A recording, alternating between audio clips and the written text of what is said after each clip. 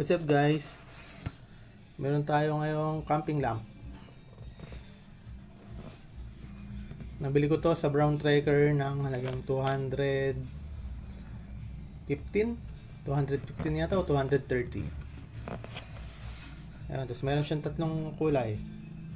May black, green, and itong sa atin red. Yung black sana ang gusto kong bilhin para turn on kahit saang kulay. Kaso nung time na pumunta ako sa Brown Tracker, red lang available nila.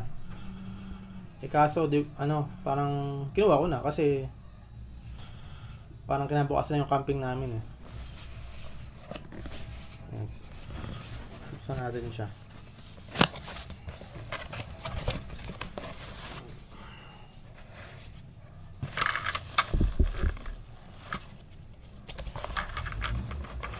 Ito na yung lamp.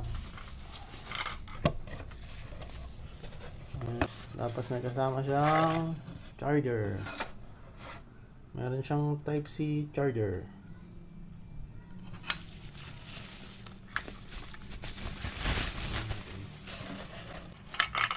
Actually guys, hindi talaga ako fan ng mga rechargeable na ilaw. Kasi parang sa akin, swertihan pagka nakakuha ka ng matagal malobat na camping light. Kaya kung hindi nyo alam, ang una kong ilaw, camping light na nabili ay the battery. May battery siya. Tatlong AAA nilalagay. Kasi ito, tinry ko lang siya kasi parang maliit yung ilaw ko eh. Yung ilaw ko kasi yun, pang loob lang ng tent. Ito, gamit ko sa labas. Sa halagang 200 pesos. 210 o 230. Basta yun. Nasa ganong range siya. Sulit ba?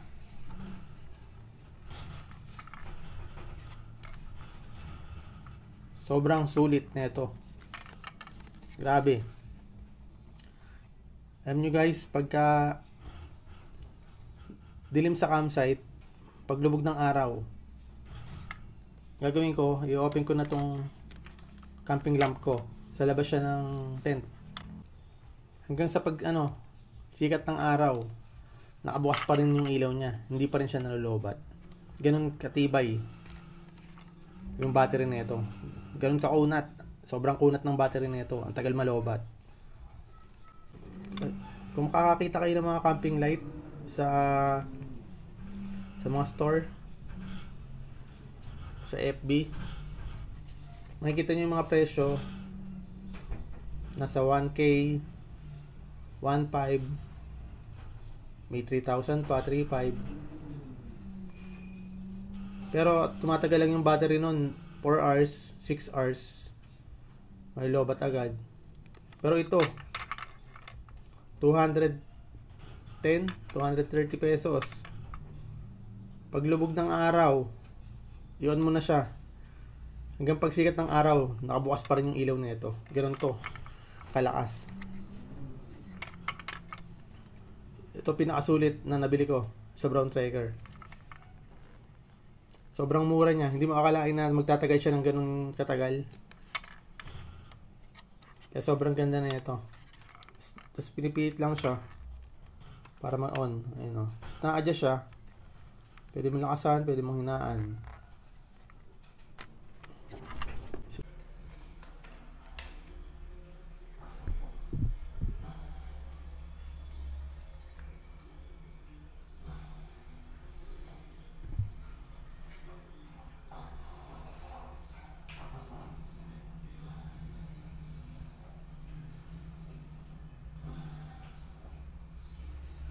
Ito yung dito siya chine-charge.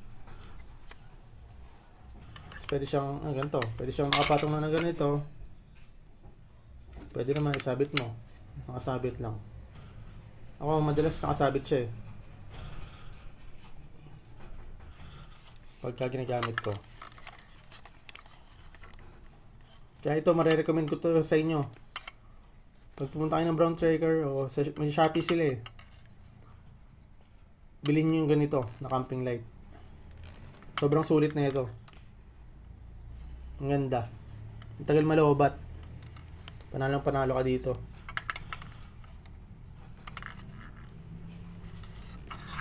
Kaysa yung bibili ka ng mamahalin na 1,000.